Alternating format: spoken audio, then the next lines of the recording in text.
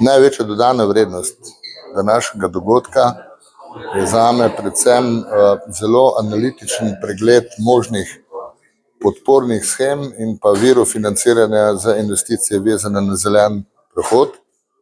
To, kar je povedal kolega iz Ministrstva za okolje, prostor in energetiko.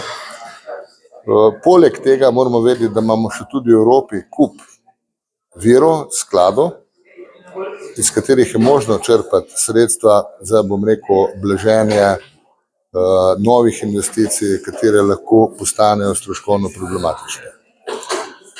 Slovenija do zdaj na področju energetike ni bila najbolj uspešna pri črpanju evropskih sredstev. Eles je bil tukaj praktično skoraj edini, ki je za 3 projekte počrpal skupaj preko 100 milijonov.